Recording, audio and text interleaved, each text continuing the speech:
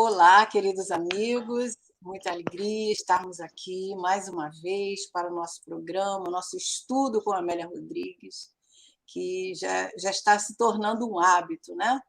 E todas as semanas nós estamos aqui, para quem está chegando agora, estudando as mensagens que estão contidas nos livros da nossa querida benfeitora Amélia Rodrigues. E hoje nós vamos, então, estar adentrando a mais um conhecimento de uma dessas histórias que ela vem relembrar, aqueles cenários maravilhosos onde Jesus andava, né, aqui conosco. E, como sempre, estamos ao vivo, sendo transmitidos pela Web Rádio Fraternidade e pela TV Nova Luz, essas duas amigas que nos dão possibilidade de chegar a outros corações mais distantes, né? E hoje nós contamos, como sempre, com um amigo querido que vocês já conhecem, já esteve aqui várias vezes, né? E hoje ele vem nos trazer mais uma reflexão, e ele mesmo vai falar o capítulo e o livro que nós vamos estar refletindo. Tudo bem, João Marcos? Boa noite, Thelma. Boa noite, queridos amigos. Sempre uma alegria muito grande estar aqui com vocês. Obrigado mais uma vez pelo convite, pela caridade em forma de trabalho. E hoje a gente vai falar sobre o livro Há Flores no Caminho, capítulo 16, Resistência contra o Mal. Olha, que tema palpitante, hein?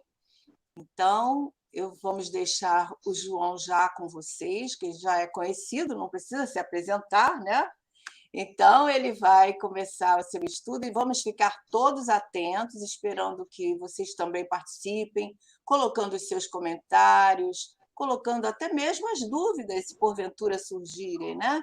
E nós vamos ver aqui antes, João, quem está conosco. Já temos a Ieda Bastos, a Gessandra Gonçalves, que está sempre conosco, a Rosângela Reis da Cunha Monteiro, que é a companheira da TV Nova Luz, Juliana Parron, acho que é Parron, é.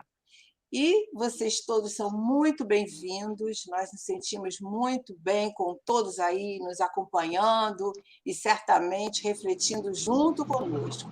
Então, vamos desejar ao João um bom estudo e vamos participar aqui, eu dos bastidores e vocês aí no chat, com muita atenção. Bom estudo, João. Estamos aqui para qualquer coisa, tá bom? Para nós, bom estudo para nós. Isso mesmo. Então, gente, mais uma vez, boa noite, sejam todos muito bem-vindos. Uma alegria imensa estar aqui com vocês. Hoje a gente vai tentar fazer algumas reflexões, trazer algumas provocações, algumas reflexões em torno desse texto de Amélia.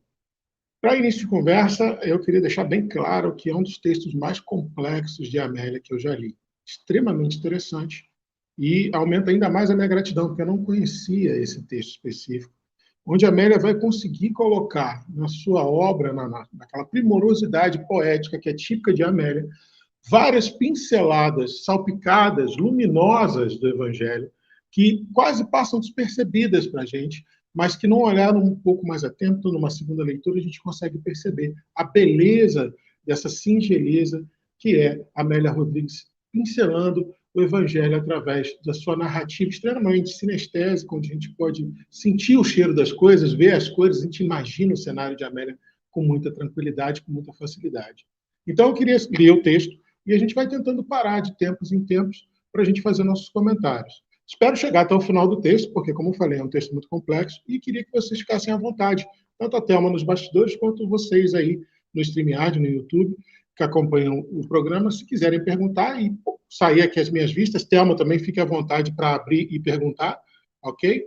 A gente vai parando e vai respondendo, porque é um texto muito interessante. Recomendo que todos leiam depois do programa, e releiam, e de vez em quando acessem esse texto, porque são vários ensinamentos e várias reflexões interessantes de Amélia. O texto, basicamente, ele orbita por 3 conceitos. Né? O título é Resistência contra o Mal, mas não diretamente ele fala especificamente da fala evangélica de Jesus, não resistais ao mal. Não diretamente. Como eu falei, ele vai dar várias pinceladas e vai tentar linkar vários pontos do evangelho. O texto em si orbita por 2 palavras principais: bem-aventuranças e perdão. Muito interessante. Espero que vocês tenham isso em mente durante as nossas provocações, durante as nossas reflexões. Então, sem mais delongas, vamos começar a ler o texto aqui para vocês e a gente vai parando para comentar. Capítulo 16, do Há Flores no Caminho, resistência contra o mal. E Amélia nos diz: quando a noite se adornou de estrelas e os ventos brandos cantarolavam o poema da tranquilidade na moldura da natureza em festa, Simão Pedro utilizou-se do bucolismo ambiente para interrogar emocionado o mestre querido. Naquele dia, a canção das bem-aventuranças fora entoada pela primeira vez aos ouvidos da humanidade para nunca mais silenciar sua voz. Então prestemos atenção. Amélia fala de um momento em que Jesus teria proferido pela primeira vez o Sermão do Monte, principalmente o capítulo 5, onde tem as bem-aventuranças. Mateus 5, 1, 2, Lucas 6, 20 a 49, se eu não me engano. Mas fato é que ali, naquela conversa de Simão Pedro com Jesus, estaria incutido o contexto desse ter sido a primeira vez que o mestre teria falado sobre as bem-aventuranças para todos nós. E Amélia continua. O impacto da mensagem impregnou a Terra com uma vibração jamais sentida, assinalando profundamente a história dos tempos futuros. Nós sabemos que o código moral trazido, né, no compilado das bem-aventuranças, e a gente não sabe exatamente se houve mesmo, formalmente, um momento de estar no monte e proferir, naquele momento específico, as palavras, isso foi um compilado de vários ensinamentos de Mateus. O Evangelho de Mateus é um evangelho extremamente pedagógico. E lembremos que Mateus quis escrever para a população judaica daquela época contemporânea, provando que Jesus era o Messias aguardado.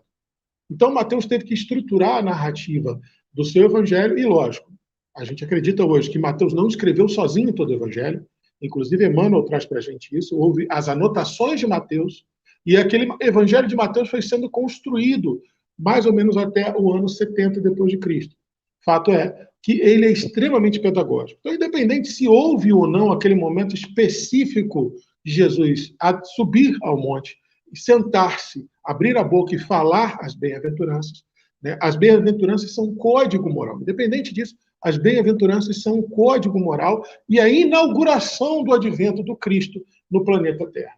É inegável que ali, entre o capítulo 5 e 7 de Mateus, o capítulo do Sermão do Monte, a gente tem todo um resumo do pensamento crístico acessível à nossa condição evolutiva. Eu costumo falar, inclusive, e falo isso com relativa constância nas minhas preleções, que se todo o Evangelho, toda a Bíblia se perdesse, mas se alguém lembrasse de salvar o capítulo 7 do Sermão do Monte, a gente não precisaria de mais nada, daria para recompor, reconstruir moralmente toda uma civilização. Que dirá dos capítulos 5, 6 também. Então é um código moral que inaugura o advento do Cristo no planeta Terra. Por isso que a Amélia fala, né, o impacto da sua mensagem impregnou a Terra com uma vibração jamais sentida. Nunca ninguém falou da lei de Deus com tanta clareza e conseguiu penetrar com tanta profundidade os corações daqueles que ouviam as determinações legais do nosso Divino Pai. E Amélia continua. O amor desatou, finalmente, seus elos e ligou as criaturas todas, umas às outras, para não mais se apartarem. Que linda poesia de Amélia, né? O amor desatou, finalmente, os seus elos. É como se todo o amor possível de ser vivenciado na esfera terrenal, nesse planeta de provas e expiações ao qual nós todos habitamos, estivesse num enlace, estivesse num nó, estivesse atado em vários elos, impedindo a nós, espíritos imperfeitos, mas em jornadeio de perfectibilidade, ou seja, jornadeando para nos aprimorarmos. Esse amor enovelado, preso, atado, impedia que a gente vivenciasse. E aí Jesus, nas suas palavras das bem-aventuranças, desatou esses elos. Essa imagem de Amélia é lindíssima.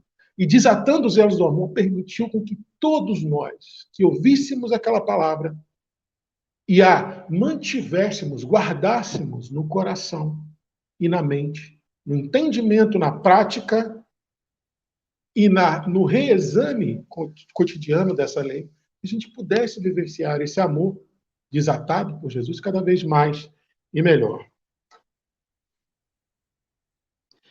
O lobo passava a conviver com o cordeiro e os chacais já não se disputariam presas.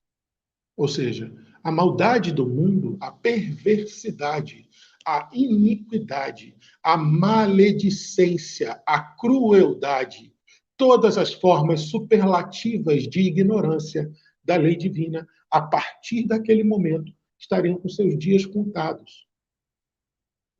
E ali, naquele momento, Jesus virou uma ampulheta do tempo, para que a maldade fosse se encerrando grão a grão das areias do tempo, permitindo a nossa evolução espiritual para uma vivência mais legítima do amor divino, que é a suprema lei divina. Se a gente fosse resumir o pensamento de Deus, se fosse resumir a legislação divina em uma palavra, obviamente eu acho que todos concordariam comigo, essa palavra seria amor. Era um instante novo que se fazia eterno, além dos tempos, vencendo os espaços.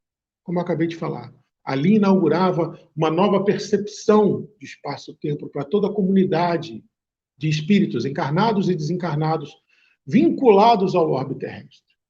Ali inaugurava o advento do Cristo.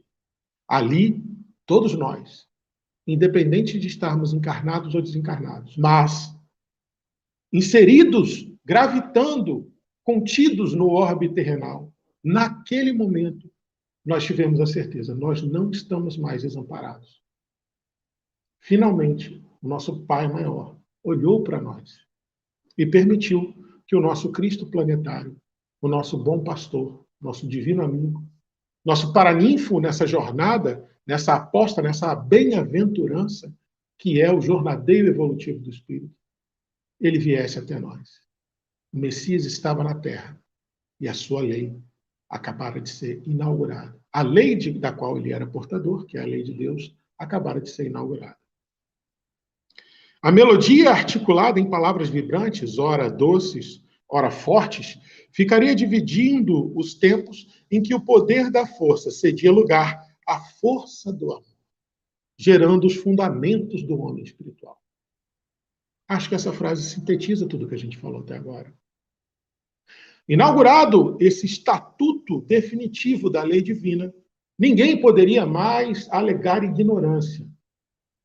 Então, naquele momento em que o evangelho estava sendo inaugurado para nós, espíritos terrenais, ninguém mais poderia alegar ignorância.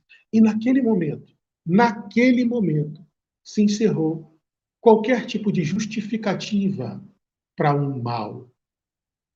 Naquele momento, o mal deixou de existir. E aí, o que poderia existir seria a mais ignóbil ignorância. Por mais que pareça pleonasmo ou redundância, é isso mesmo. A mais ignorante de todas as ignorâncias da lei divina. Ninguém poderia alegar mais desconhecimento.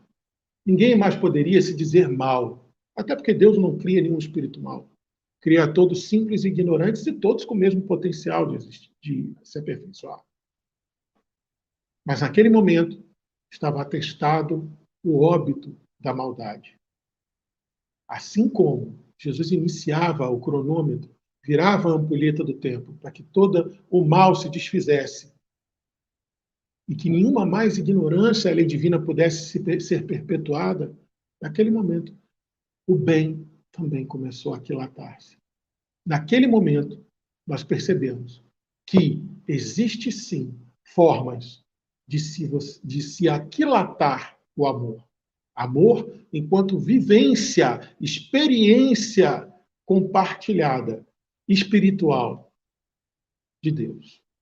Amor que nos permite fazer parte, ter parte com a consciência divina.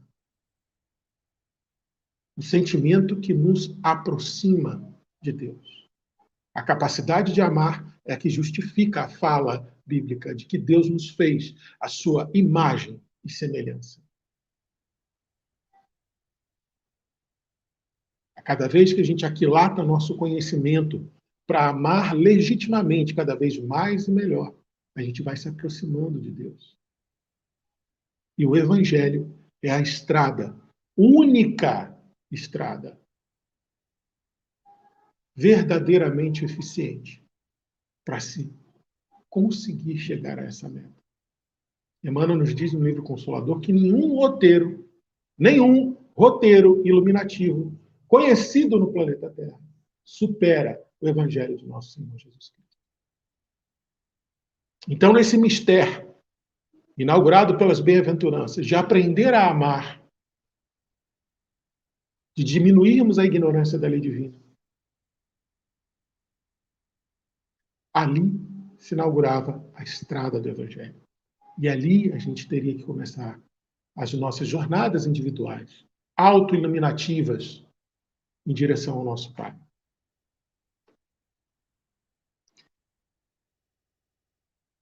E ali estava inaugurado o homem espiritual, obviamente, como a Amélia aqui bem nos diz. E a Amélia também nos diz que seria impossível agora ignorar-se a missão do homem inteligente no mundo.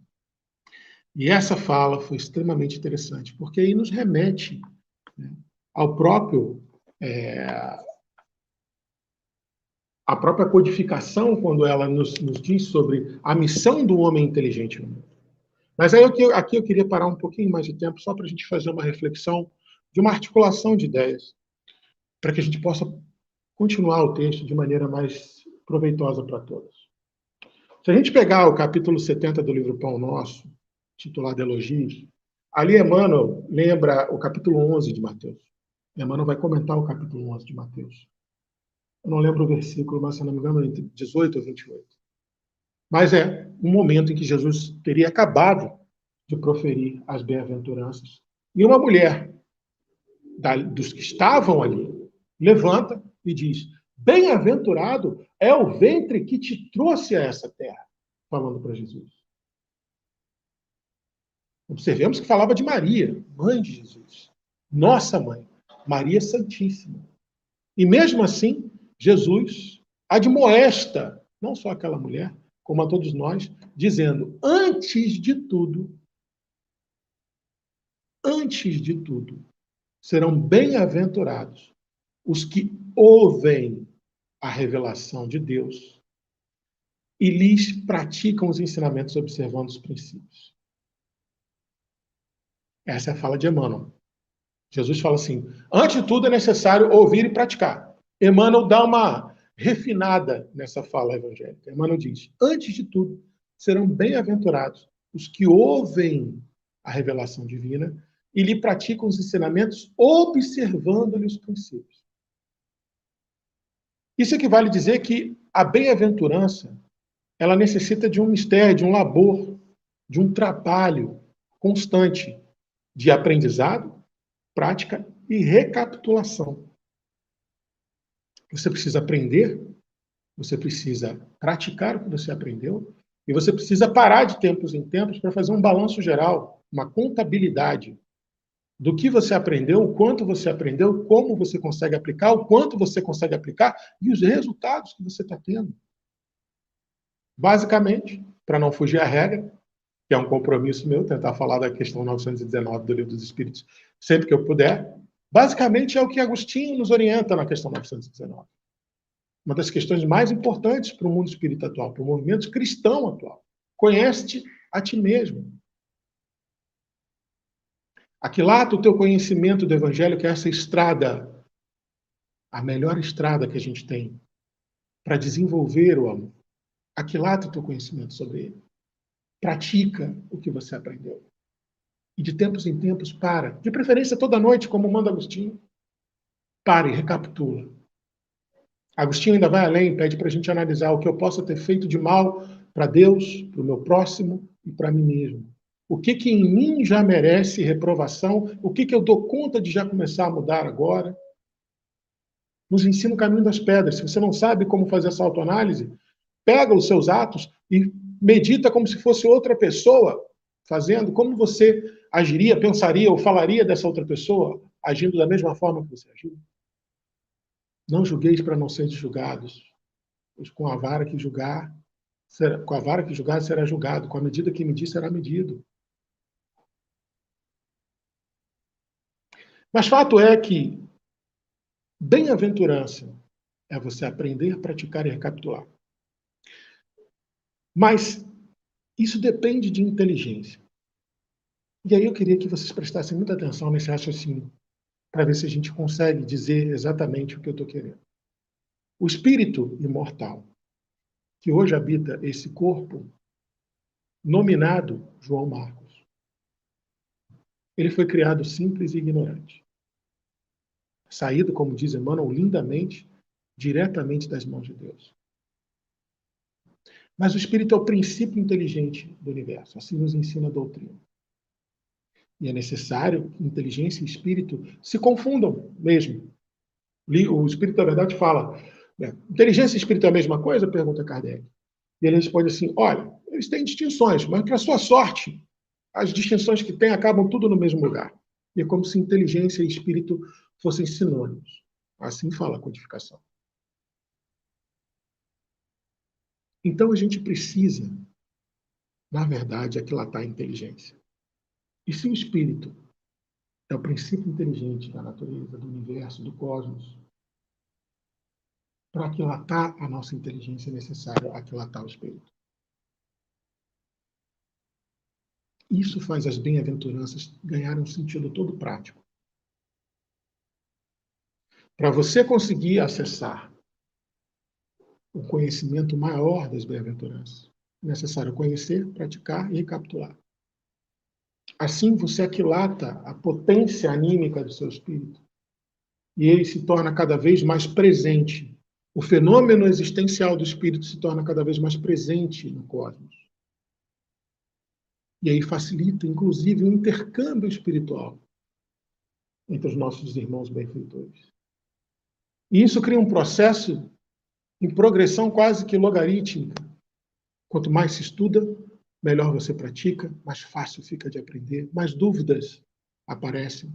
Você norteia o seu aprendizado.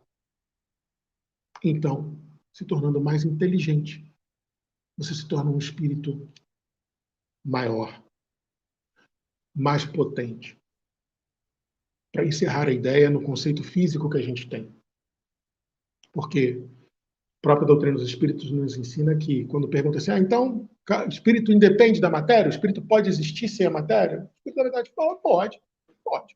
Né? Inclusive, o que acontece nos mundos mais evoluídos. Né? Agora, para vocês não dá, para nós aqui não dá para entender, porque a gente precisa da matéria.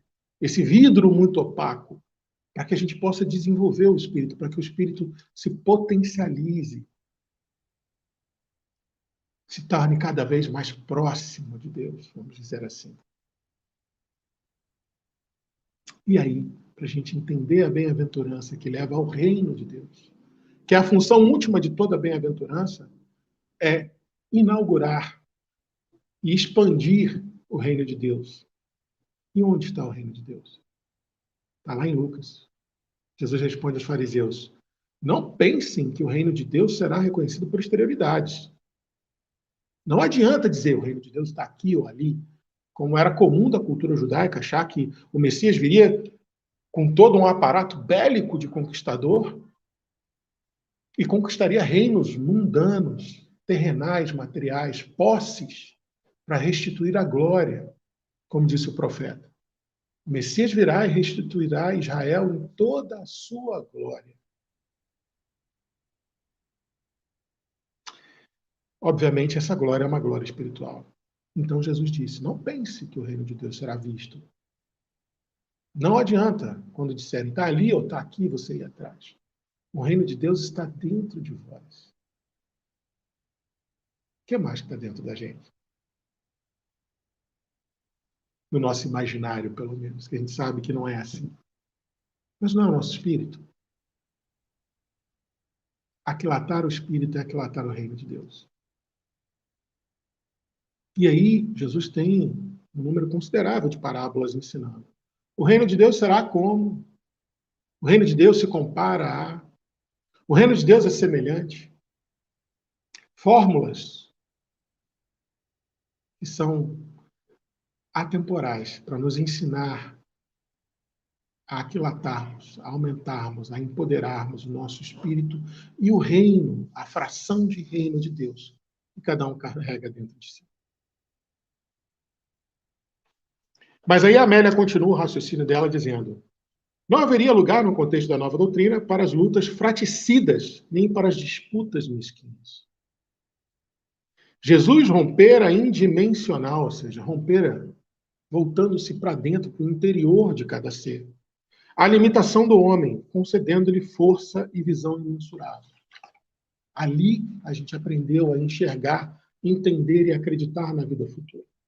Ali começou a ficar fácil um conceito que até então, para as civilizações da época, das civilizações que teriam habitado o planeta Terra até então, que é da vida imortal, da existência de algo que permanece e perpetua-se, mesmo depois que a morte material acontece. E hoje a ciência vem nos trazer, e eu acho isso lindo, dizendo, a própria ciência admitindo que a morte, o conceito morte, não existe conforme a gente pensa, nunca existiu.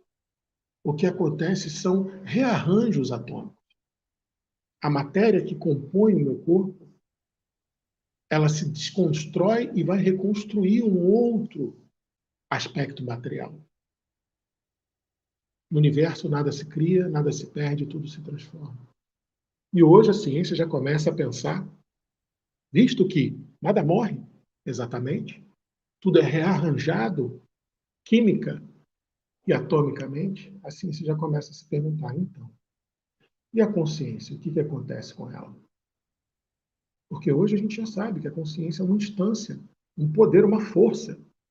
Inclusive, muitos cientistas gostam de postular a hipótese de que a consciência emite ondas, que a gente ainda não consegue codificar.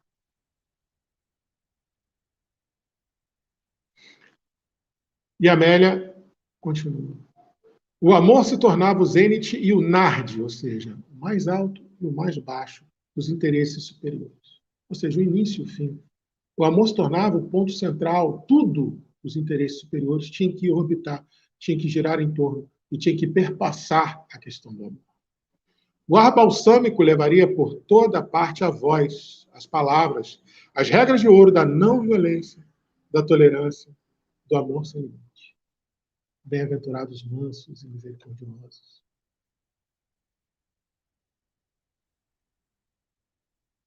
Meus discípulos serão conhecidos por muitos se amarem. E Amélia continua. A multidão dispersara-se magnetizada pela embriaguez festiva da esperança ditosa, da esperança feliz, afortunada, do que aquela inauguração do advento do Cristo representaria para os tempos vindouros, já para aquele momento, para os tempos vindouros. Todavia, entre o momento de canção dos lábios de Jesus e o da ação dos homens no mundo, dobrar-se-iam os evos, as eternidades de dor, de reajustamento nas engrenagens da vida, da recuperação pessoal. Mister se faz que o mal chegue aos seus excessos para que todos entendam a necessidade do bem e das reformas. Questão 784 do Livro dos Espíritos, uma das minhas prediletas também. É necessário que a gente entenda, primeiro, que não existe maldade, existe ignorância da lei divina. E não há como combater a ignorância se a gente não admitir que a tem, se nós não a estudarmos, se nós não praticarmos os meios de combatê-la. E recapitularmos para aprendermos meios cada vez mais eficientes. Então, nessa jornada evolutiva, muito haveria de se tropeçar. As bem-aventuranças são a inauguração. A manutenção, a sustentabilidade é por conta do nosso.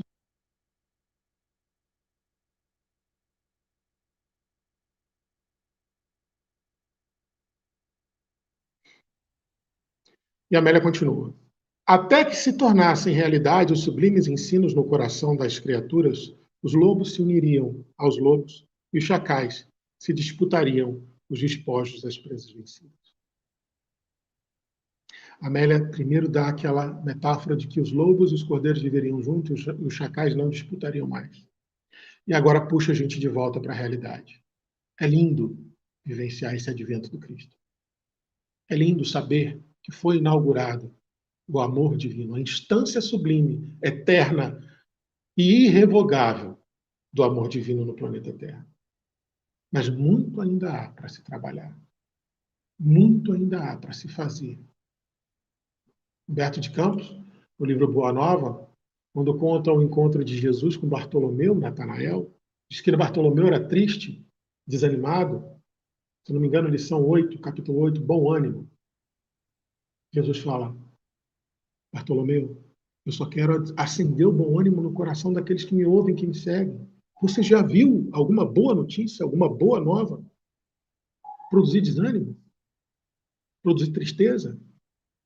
É necessário que o evangelho floresça no coração de cada homem, para que ele possa frutificar no espírito dos povos. É necessário que o evangelho floresça no coração de cada homem, de cada indivíduo, de cada mulher, de cada espírito imortal vivente no planeta Terra, para que ele possa frutificar no espírito dos grupos, nos espíritos das raças. Porque ele constituísse uma sinfonia penetrante e bela, mais difícil de ser dominada em toda a sua musicalidade sublime, o velho pescador Simão Pedro, que se calejara nas lutas com os homens e não lograva dominar os ímpetos que não poucas vezes o martirizavam, buscou o amigo Jesus, a fim de aclarar as dúvidas e interrogações que os ensinos libertadores lhe suscitavam. No alto, uma lua fulgurante derramava prateada claridade, que embelezava a terra em paz. Mergulhado em profundo cismar, ou seja, em pensamentos fixos, mergulhado nos seus pensamentos, o Senhor aguardava as ansiedades dos companheiros, a fim de os libertar de os libertar por dentro das aflições perturbadoras. Então, Jesus estava esperando o impacto daquelas palavras. Como a Amélia aqui nos mostra, na figura dos lobos e dos chacais, houve toda aquela euforia, toda aquela alegria, toda aquela festa, mas depois a gente voltou para a realidade e viu o quanto que ainda havia para se trabalhar, para que o reino, dentro de cada um de nós, a fração do reino de Deus que existe dentro de cada um de nós, que é o próprio espírito imortal, enquanto inteligência, princípio inteligente do universo, o quanto faltava para isso ser construído. E aí Jesus já estava esperando. Os discípulos e as pessoas os procurassem, ou procurassem, para sanar suas dúvidas. Aquilo deve ter mexido demais com as pessoas. E Pedro foi procurar. Dando à voz emocionada um acento de ternura, o dedicado e fiel servidor Pedro inquiriu a Jesus: Senhor, a mensagem que ouvimos penetra minha alma como um punhal de luz, que fere a noite do meu ser, com claridade nova, sangrando meus sentimentos atormentados. Enquanto a escutava, experimentei a morte e sofri a vida. Mergulhei nas trevas do medo e surgi na meridiana, na interseção da bênção, na meridiana na interseção entre a bênção e a esperança. Sufoquei-me em angústias e abri-me em confiança. Dor e paz se alternavam no país do meu coração, sacudindo-me em tormentas e calmarias. Dando-se mais ênfase em face do silêncio e da atenção do mestre, Pedro prosseguiu. A verdade é que eu sou passado e futuro neste hoje, que nunca morrerá. Que lindo, né? Pedro já tendo consciência de física quântica, olha, sabendo que o homem velho ia ser desconstruído e da desconstrução do homem velho iria se construir o homem novo, porque nada se perde, nada se cria, tudo se transforma. Ante a força da pobreza, do amor, do perdão, da pureza, surge-me um impasse de como proceder, em razão dos hábitos arraigados antigos. Visto Pedro perguntar isso. Agora que eu já não posso mais declarar ignorância, agora que o advento está aqui, que eu ouvi e fui despertado, agora que se desbloqueou esses aspectos da lei divina na minha consciência, eu não sei o que fazer. Como desconstruir esse homem velho para que se construa o homem? E ele pergunta para o mestre: como procedermos ante um adversário impiedoso a quem aprendemos a odiar? Perdoar 70 vezes 7, né, Pedro? Mateus 18, 21, 22. Perdoar indefinidamente, impreterivelmente. Mas Jesus responde. O mestre relançou o olhar pela noite prateada e interrogou a Pedro. Simão, o que sucede à noite visitada pela luz? E Pedro responde, adorna-se de claridade. E Jesus continua. E ao pântano que vai drenando? Pedro responde, oferece terra boa para a agricultura. Do mesmo modo, Simão, responde Jesus. Quem conhece o amor jamais odeia. E se faz na alma, e se traz, perdão, na alma a vasa pútrida da animosidade, drena, a fim de que a terra dos sentimentos se ofereça à sementeira da esperança. Olha que frase linda de Amélia. Quem ama de verdade não odeia. Se nós odiamos é porque nós estamos a caminho de entender o amor. A gente estamos na fase de necessitar drenar de nós esse lodo pútrido da animosidade, da raiva, da inimizade, do rancor, da maledicência, drenar essa água podre dos nossos espíritos. Para que, drenada, a terra que está embaixo seja terra boa para ser plantada, a semente do Evangelho. A terra dos sentimentos se ofereça a sementeira da esperança. Olha que lindo. Corrigir as nossas más tendências para que a gente possa ofertar terra boa para as sementes divinas da esperança. Mas Pedro continua. Se um amigo com quem privamos nosso dia a dia se volta contra nós em acusações injustas, não será lícito fugir dele guardando mágoa pela ofensa sistemática? E Jesus responde. Quando alguém se volta contra nós, Pedro, ele está sempre com a razão. E por que está sempre com a razão? Jesus continua. Se a acusação tem fundamento, deveremos amar quem nola faz e corrigirmos-nos, mesmo que a intenção da pessoa que está nos acusando não seja edificante. Se é destituída de verdade, ele ainda tem razão, porque o enfermo vê o mundo e as criaturas conforme é, carecendo de piedade e auxílio fraternal. Dentro do folclore imaginário, né, que me foi construído na minha vivência espírita, eu lembro de uma história que me falavam, apesar de nunca ter tido interesse de buscar a fonte precisa, mas disse que, certa vez, Chico estava muito desanimado e Emmanuel chegou perto dele e falou assim, Chico, por que está tão desanimado? Chico falou, porque estou sendo muito caluniado. As pessoas não param de me perseguir, se eu não me engano, foi depois do Pinga-Fogo. Dos Pinga-Fogo. E Emmanuel falou assim, tá, dessas calúnias todas, quantas são verdade? Ah, pouquíssimas, nenhuma. Então, Chico, deixa eu te falar uma coisa. As que não forem verdade, você perdoa. E as que forem verdade, você se conserta. Aproveita para se consertar. Agora levanta, que tem muito serviço para ser feito. Paradas amorosas de Emmanuel. Mas isso transmitido aqui, para o ensinamento de Amélia, Se a crítica que te fazem é uma crítica verdadeira, por que você vai ficar irritado? Aproveita. Na questão 919 do Livro dos Espíritos, Agostinho fala isso. Houve, inclusive, a opinião daquele que você tem como inimigo seu, ou que se declara um inimigo seu. Que o ideal é você não ter inimigos. O ideal é não odiar, porque você só pode se dizer amando se você perder a capacidade de odiar. Mas, se você ainda tem alguma rusga, inimizade, ou malquisto alguém, ouve a opinião dele. Às vezes o teu inimigo, aquele que se diz seu inimigo, traz as maiores verdades sobre a sua necessidade de reforma. Coisas que os seus amigos não fariam por amor, piedade, ou por não saberem como dizer certas verdades. Só que Jesus responde a Pedro o seguinte: a mágoa é veneno que corrói interiormente quem as conserva. A gente sabe hoje que tristeza é um fator de risco para câncer. Olha só, para depressão, muito óbvio.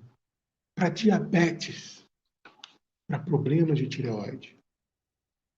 Mágoa é um veneno autoproduzido e autoingerido. Todavia, continua Pedro, se as nossas melhores palavras são confundidas, se nossas atitudes são transformadas em belicosidade, se nossos sentimentos são tidos como perniciosos, será justo não conservar ressentimento de quem nos perturba desse modo a marcha? Pedro insiste, mas era da cultura judaica. Por quê? Houve tempo em que isso era necessário, principalmente contra os judeus, incumbidos de ter uma vida mais próxima da espiritualidade, mais próxima do monoteísmo, mais próxima de uma dedicação à deidade mais pura, mais legítima, mais singela e mais pautada na adoração, no respeito e no temor, coisa que era rara entre os outros povos. Os outros povos adoravam seus deuses. Assim, não, hoje eu quero adorar fulano, amanhã eu quero adorar ciclano, estou precisando mais disso, então vou adorar o Deus tal. Estou precisando mais daquilo, então vou adorar esse Deus aqui. Como o povo judeu estava tentando amplificar, reformular e evoluir o pensamento de adoração à deidade, eles eram extremamente criticados, eram passados para trás, eram agredidos. É só olhar para trás para a história e ver quanto que o povo judeu sofreu. Vamos esquecer aqui se ele soube sofrer ou não, mas o quanto que ele sofreu na mão de pessoas iníquas, maledicentes. Então, houve um tempo que era necessário para a sobrevivência se pensar dessa forma. Mas isso, nem de longe, passa minimamente pela lei de Deus. E por isso o mestre responde a Pedro. O ressentimento, Pedro, é como ácido que corrói os sentimentos nobres do coração. E Pedro insiste. Que atitude tomar então contra o desertor que, covarde, transfere sua fraqueza para a nossa responsabilidade? Que atitude tomar em relação ao competidor inescrupuloso que busca o triunfo da ilusão, agredindo-nos moralmente e malsinando-nos as horas? Que fazer, então? Que decisão tomar junto ao beneficiado pelo carinho, que se volta como serpente e nos pica o regaço, onde encontrou apoio e amparo?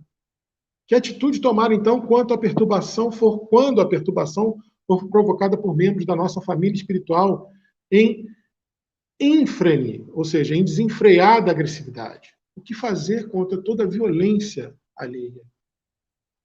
Traição, a ingratidão, a maledicência, a calúnia. O que fazer? Que atitude tomar? Pergunta Pedro a Jesus. E Jesus responde: o perdão constante e sistemático. Única força capaz de vencer a agressão invigilante e a perseguição doentia. Perdão constante. Está sempre perdoando. E sistemático. Perdão é um conceito que se constrói no íntimo. Porque ele guarda uma íntima relação em uma linha tênue com a insubordinação, com a subjugação, com a alienação. Perdão tem que ser construído. Perdonare, do latim. Per é um prefixo que quer dizer o máximo. Permanganato, peróxido na química. Per, o máximo. Donar, doar-se. Perdoar é doar-se ao máximo. Isso tem que ser sistemático, você tem que aprender a fazer isso. E Jesus complementa: o perdão é o amor que se movimenta em oportunidade nova para quem delinque, para quem é criminoso, para quem está em pecado. Mais do que uma palavra, o amor é toda uma filosofia de comprometimento e de comportamento humano, propiciando resistência pacífica contra o mal. Resistência pacífica.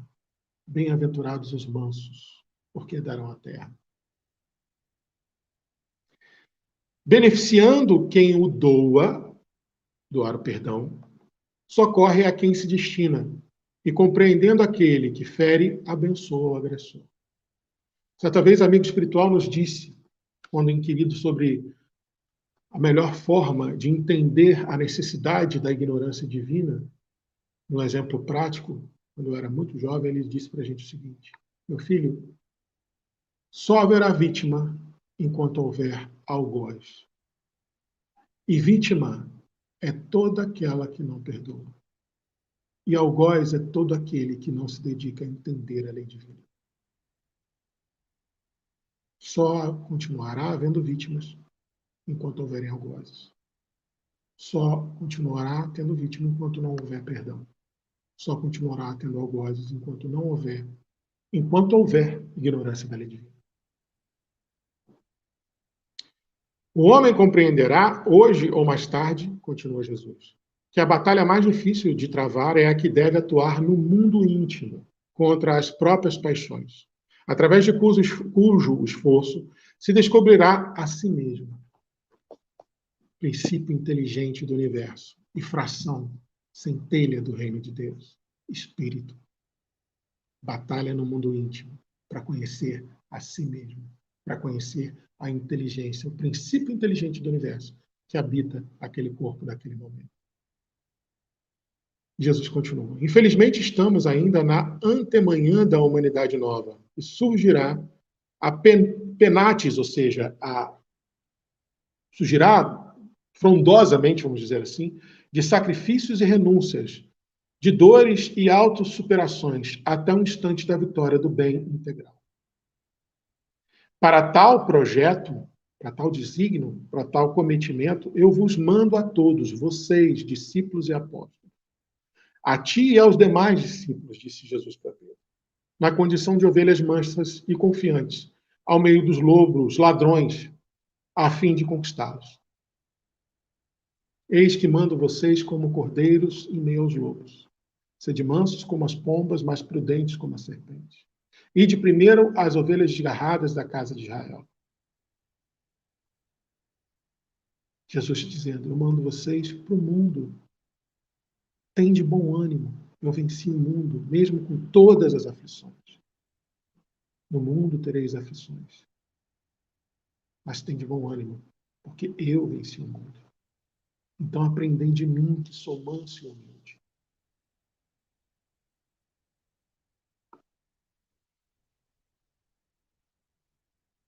Para tal cometimento, perdão, isso a gente já leu. A mansuetude, ou seja, a mansidão, a misericórdia, é o seu sinal no coração de cada um.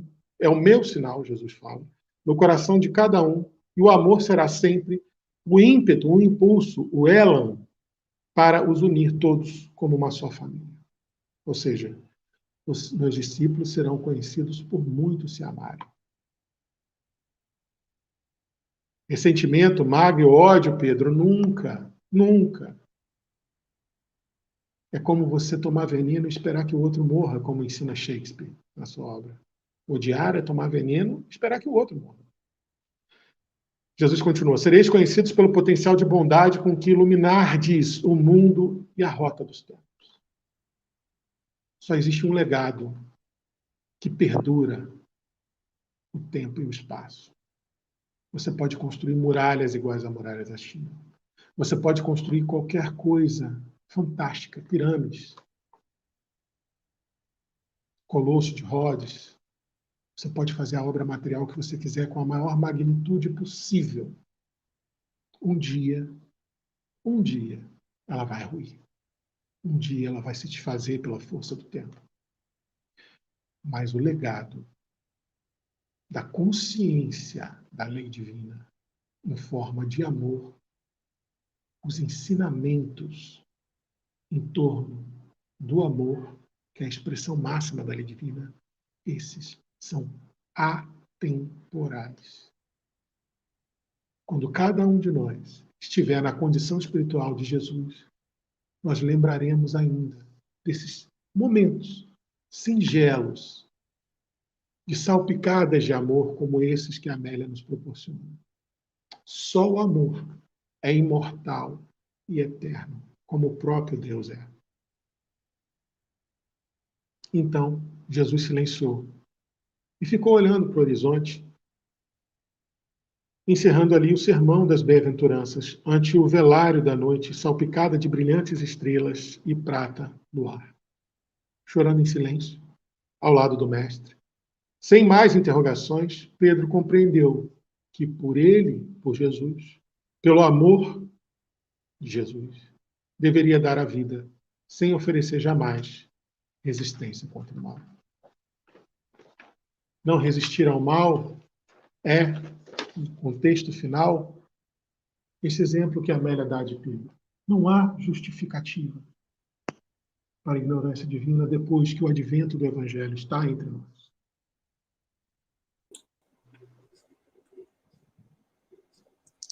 Lindo demais, né?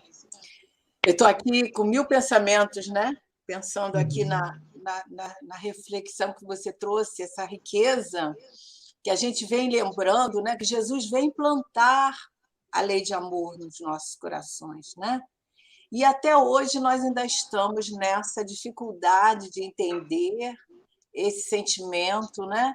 E está aí todo o evangelho para quê? Para dulcificar os nossos corações, para a educação dos nossos sentimentos, né? Jesus deixou tudo para nós.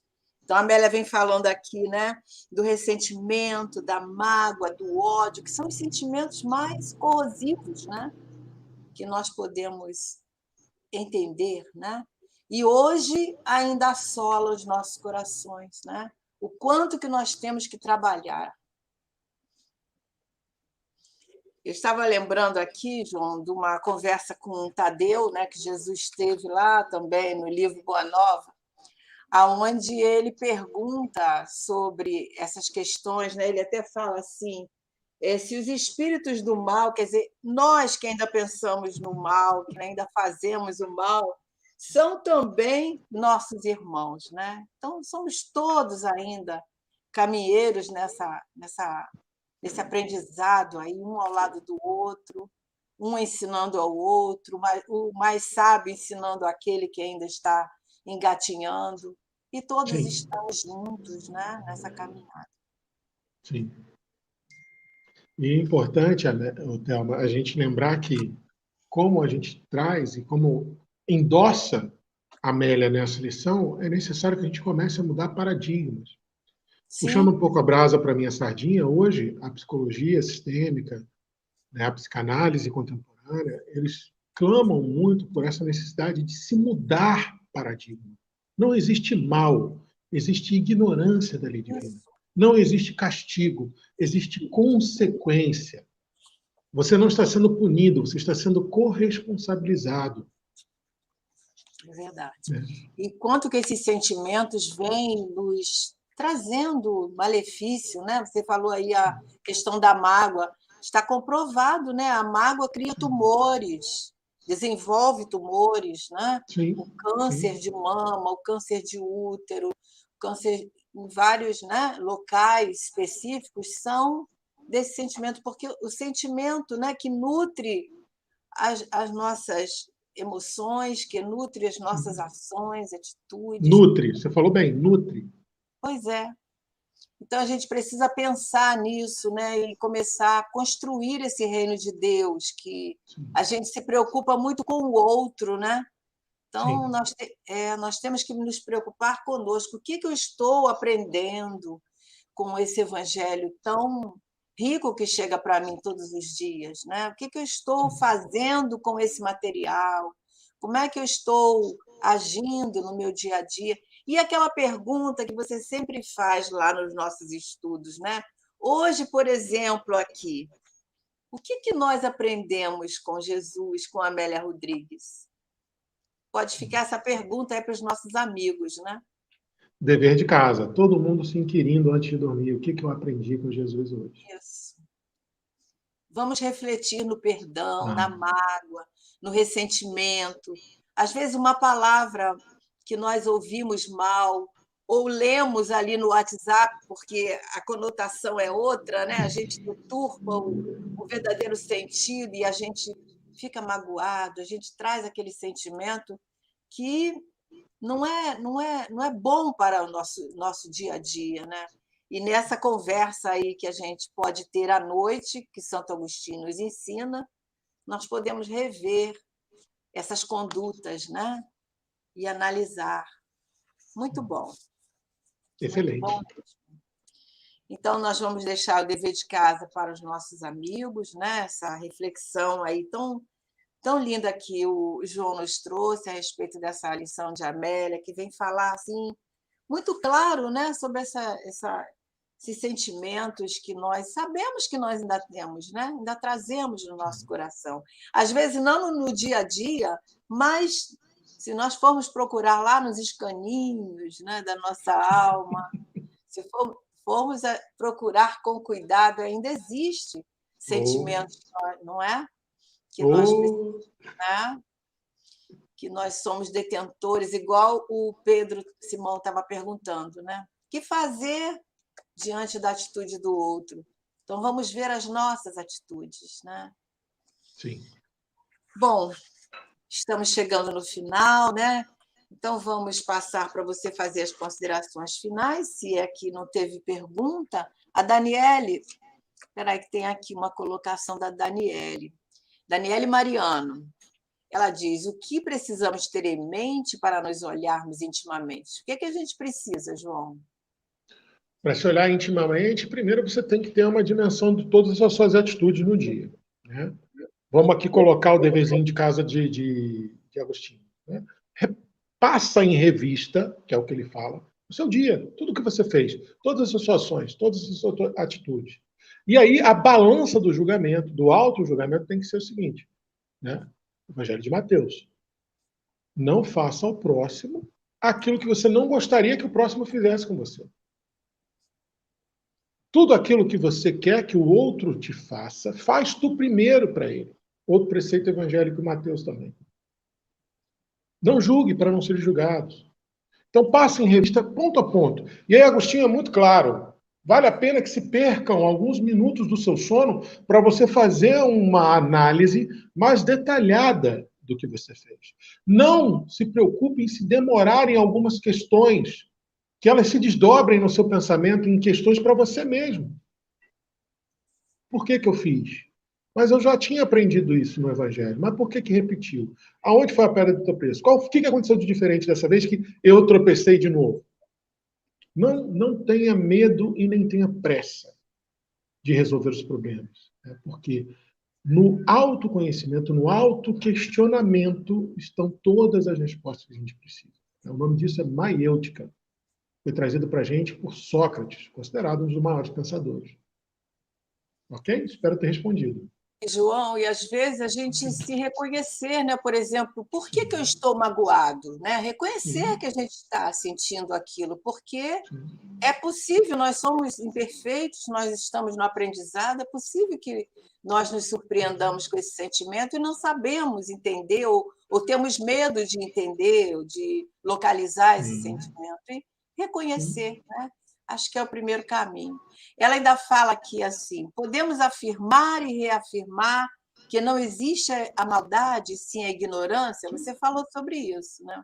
Sim. Eu, pelo menos, né, usando a filosofia para argumentar. Uhum. Os meus estudos e as minhas conclusões perante meus estudos me autorizam a argumentar que não existe mal e sim ignorância. Por quê? Para você admitir que existe mal, você cairia no que a gente chama de paradoxo de Epicuro. Epicuro uma vez fez um paradoxo dizendo que Deus ou não existe, porque permite o mal, ou existe, mas é mal. Isso é um paradoxo. E até hoje a filosofia não consegue uma resposta para esse paradoxo de Epicuro, sendo que nós, da doutrina espírita, nós temos essa resposta. A resposta é simples: não existe mal, existe ignorância. Né? Se você admitir que exista mal, você automaticamente está admitindo que Deus permite o mal. E se Deus é suprema bondade, ele não pode permitir o mal sob nenhuma circunstância. Nenhuma. Ah, mas o mal está dentro dos homens. Não. Deus criou, pergunta do Livro dos Espíritos, Deus criou algum espírito mal? Não. Deus criou todos simples e ignorantes. Então não existe mal, existe ignorância. E o mal é a ausência do bem, né? Sim. Muito bom, muito bom. Ficaríamos aqui mais um tempinho conversando, né? Bom, estamos agradecendo a todos a presença. A Zenilda está agradecendo você. Tem uma Gratidão recíproca. Olha, nós temos pessoas do Rio Grande do Sul, Ó, que legal! Minas Gerais, do Rio Grande do Sul, Viamão, Rio Grande do Sul, Todos e bem-vindos. vários, Rio de Janeiro, enfim, vários locais aqui. E nós agradecemos imensamente a todos que estiveram conosco, deixando aqui um grande abraço. E as suas considerações finais, que acabamos respondendo a Daniele. Uhum. A minha consideração final é, se eu tivesse que fazer, teria que passar em revista tudo que a gente falou. Né? Como eu falei, no início, é uma das lições mais complexas que eu já li de Amélia, uma das mais ricas, uma que mais me despertou reflexão. Então, a única consideração final que eu posso ter é gratidão à Amélia, gratidão a você que me permite vivenciar essa experiência fantástica de estar aqui, e gratidão a todos que interagiram com a gente, né? Na esperança de que hoje eu tenha sido uma caixa de ressonância da espiritualidade minimamente cooperativa, que você possa ter aprendido alguma coisa com o que a Amélia trouxe para a gente. Isso, que possamos guardar essas lições e refletir, né? Antes de dormir mais um pouquinho. Nós temos aqui, olha, Isabel de Colombo, Paraná. Ah, que legal! Ela está agradecendo a Daniele, né? Nada. E ela é de João Ó, Pessoa. das pessoas, terra boa, gente. Foi um Adoro. prazer ter você aqui, Daniele. Volte sempre, tá bom? Sim. Bom, meus amigos, nós estamos no finalzinho, já passamos 2 minutinhos. Nós desejamos que todos tenhamos aproveitado bastante e que na semana que vem nós possamos estar aqui juntos. E no mês que vem o João volta. Com a graça de Deus. Ele volta para mais uma reflexão com a Amélia Rodrigues. Nós Com muita agradecemos alegria. imensamente, João, a sua disponibilidade, o seu carinho, a sua dedicação, que a gente sabe que é um estudioso do Evangelho, e ele faz parte do NEP, estuda humildinho lá do Evangelho, muito bacana. E nós agradecemos essa amizade também que nos une, a amizade que une a todos os companheiros que estão no chat. Um beijo no seu coração, uma boa noite para todos vocês, meus amigos, e até a próxima, se Deus quiser. Fiquem com Deus. Vamos continuar Gratidão. Pelos caminhos de Jesus. Até lá. Vamos. Até logo, gente. Fiquem com Deus. Boa noite. Tchau, Thelma. Fica com Deus.